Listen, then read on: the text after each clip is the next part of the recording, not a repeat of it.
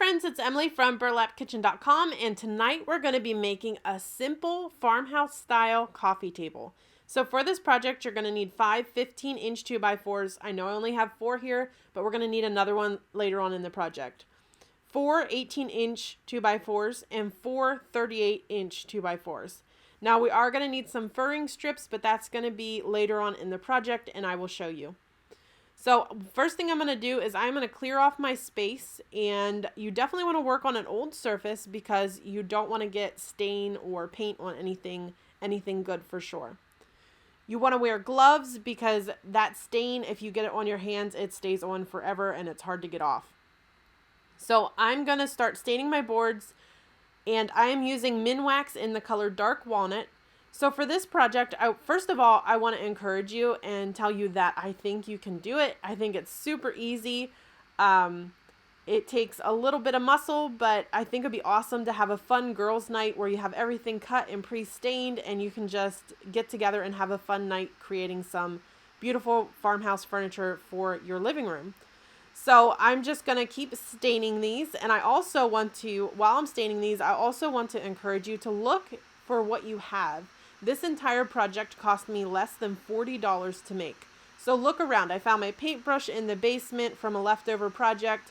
Some of the 2x4s came from leftover projects that I had in the garage. So look around and see what you can find. Even the screws that I'm using in this, I found them in my basement from a leftover project. So just look around, see what you can find, and try to do this as inexpensive as possible. I know tons of us love that beautiful farmhouse furniture, but we just don't have the budget for it. So I want to show you how you can create it on your own. So now we're just going to start to frame our table out, and you're going to want to put the 15-inch 2x4 goes in the center, and then the 18-inch 2x4 is going to be the leg, and of course the 38-inch 2x4 is going to be the length of the table. So first what we're going to do is we are going to go ahead and pre-drill. You will need a little bit of help for this if you don't have clamps. I got my husband to help me. So we're going to pre-drill, and then we're going to go ahead and put screws in to hold this in place. So I believe I'm using 2.5-inch screws for this. We are definitely going to write a blog post on this, and it will have everything detailed and all the information for you in that. But if you have any questions, please feel free to message me or ask in the comments. So now we're going to put the leg on, and to do that, we're just going to go ahead and pre-drill. Now when you're pre-drilling, that's just going to keep your screws from splitting your wood, and you don't want to go the whole way in when you pre-drill. If you go too far in, then when you put the screw in, it won't grab that wood because you've drilled all that out. So just go almost completely through the first 2x4, but I don't even go into the second one. So we're just going to go ahead and we're going to go over to the second leg, and we are going to do the same thing. We're just going to put those screws in, and then I'm going to put the leg on, and I'm going to add those screws. So I just pre-drilled, and then I'm going to go ahead and countersink. You're going to want to countersink your screws a little bit. And I just tightened everything up, and then we're going to go on this next side, add our 15-inch board. And again, we're just pre-drilling, and then we're going to go ahead and put those screws in. So you definitely want to make sure when you do this, you're holding everything tight and even. That way when you go ahead and put your screws in, everything lines up just perfectly for you. So I'm just doing the same thing you just saw my husband do. And then we're going to add this next leg. And again, we're just going to pre-drill. And we were having a little bit of trouble with this drill bit. It was giving us some issues, so you have to bear with us here. And then I'm just going to go ahead and put those screws in. And then I'm going to do the same thing my husband just did over here on the other side. And then you have your part of your frame. So I wanted to show you here, once I get that screw in, you could flip this table up and you could put your boards on top, and that would be, you could do it like that. And I think that would look beautiful. But we're going to take it a step further, and we're going to go ahead and box this in on the bottom just like we did on the top. So we're basically doing the same thing on the bottom that we just did on the top, and it's going to go much smoother for you this time because most of those pieces are already secure. So I'm just going to put my long boards in first, And again, I'm just doing that same pre-drilling and then putting the screw in. And the reason, again, that we do the pre-drilling is just so we don't split our boards. And this video is slowed down a lot only because I want you guys to really see what's going on and what I'm doing. So we actually had some trouble getting this. I want to show you guys because sometimes you'll run into stuff like this. We had some trouble getting that 15-inch board in there and we couldn't figure it out. And then we finally realized that when we put the top ones in, the legs on the bottom went in. So it wasn't that the board need cut. It was that we needed to pull those bottom legs out a little bit and then put the board in. So definitely make sure to keep an eye on that when you go to do your project. If those boards are both 15 inches, then it should fit the same at the top as the bottom, or your bottom will be not as wide as your top, if that makes sense. So you may have to get some muscle, get someone to help you to pull those legs apart a little bit so you can get that board in there. So now my husband is just going to go ahead and pre-drill that, and he's going to go ahead and add the screws in.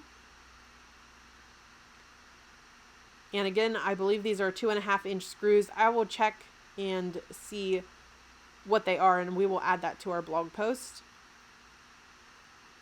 And again, he's just screwing that and putting those screws in.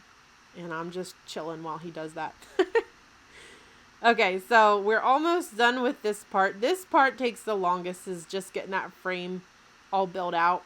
But it's actually a really fun project. I love making easy projects like this because it's just all straight cuts. So I thought I would just give you guys all the measurements. That way you guys, when you go to make yours, you know exactly what you need and how much of everything. So again, we are just getting that last leg on, and then once we get that on, then you're going to really see this table come together and how beautiful this piece is.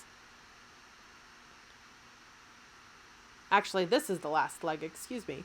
So you can see he's just pre-drilling and putting that screw in, and always make sure you're going either over or under your screws that you put on the other side, because you don't want to have them run into each other, if that makes sense. You can see on this one, he's going a little bit differently than he did on those. We had to pull that out. We had to pull our screws out a little bit because that board shifted. That's another reason why you always want to be pre-drilling. So he had to pull those out and then put them back in just to even everything up. And again, you're going to need someone to help you hold this if you don't have clamps. And there, we got everything nice and even, and it looks pretty good if I don't say so myself. So I actually had this idea at like 2 a.m. in the morning. I got this crazy idea, and I was like, I couldn't sleep because all I could think of was that I'm going to wake up and build a coffee table. So that's what I did. So now I am using I believe it's the Crayon brand of chalk paint, and I am painting this entire bottom half of the table. I say the bottom half because the top boards are going to go on soon, but I'm painting this entire frame with the white chalk paint. And again, you're going to want to work on an old surface so you don't get paint on anything good. You probably may want to wear an apron if you're messy like me. Give me some hearts and some thumbs up if you are a messy crafter like I am. I am a messy crafter, so I have to lay all the old, papers and stuff down so I don't make a mess everywhere. So I'm just painting this. I just wanted to show you guys. I just kind of brushed it on. Some I put 2 coats on. Some I was a little lighter on because I really want it to be farmhouse looking. So now we're going to start working with our furring strips. So for the furring strips, you're going to need 5 42-inch furring strips and then 10 18.25-inch furring strips. And the reason we go 18.25 is because we just want a hair of an overhang on the bottom. You'll see when I go to put this together. So we're just doing the same thing. We're just brushing on that stain and then wiping it off. Making sure to get your ends, and also make sure to pull off any stickers that may be on the end of your lumber. I actually missed 1 or 2. You'll see that here at the end in the final project. But I assure you, after the video, I did go back and fix that. So I'm just lining all of those furring strips up and just giving them a quick coat with the stain and wiping that off. And I'm going to do that one more time here to finish up the rest of these boards. And the staining is really, I think, what takes the longest, is just staining everything and wiping it off. And now now that this table has dried, I'm going to come and paint the very bottom of it. And then I'm going to let it dry. Once it is dried, I'm going to come in with a sanding block, and I am just going to sand over this entire bottom half of my project. And I'm just really, really scuffing that up good because I really want that farmhouse style look for this. And these sanding blocks, you can get them at Dollar Tree. I mean, you can get them at Lowe's, just about any home improvement store. So now we're going to come in with this board that I told you in the beginning. This is that other 15-inch board. And I wanted to show you this. I wanted to wait and show you guys this because this one actually will not fit in here. So the reason why is I think it was just a hair over 15 inches. So we played around with it for a little bit, and then I actually gave it to my husband. He took it down to the shop and just shaved a little bit off of it with the chop saw. And then once he did that, it fit in there perfectly. So you may run into little things like that in your project. And I just went ahead and tapped that in so it's nice and even with the hammer. And now I'm going to go ahead and pre-drill this. And I'm going to go ahead and put my screw in. So that middle board, you do want that stained. You don't want to paint that white, or the white will show through when you put your top on. You'll see what I mean here in a minute. So again, I'm going to go to the other side, and I'm going to go ahead and pre-drill and then put my screw in. You can always patch that up. I know they make like paintable caulking and patching plaster, something like that you could put over that screw. And if you don't like the screw showing, you could definitely do something like that. But I actually like the looks of them. So we're going to work on this bottom. These are the smaller furring strips, and I recommend putting the end pieces on. This is another little issue that I ran into with my project. I should have made my table just a hair longer, and if I would have, everything would have fit nice and perfectly, but it didn't, and I actually like the way it turned out better than if I would have had everything fit perfectly. I'm going to show you how I fix it here in a minute. So I just screwed just one screw in each end. I pre-drilled and put my screw in. And now what I'm going to do, so to fix this, I'm going to go ahead and I'm just going to put a little bit of a space in between. So I had to kind of figure out how many I would need. And then I got on as many that would fit.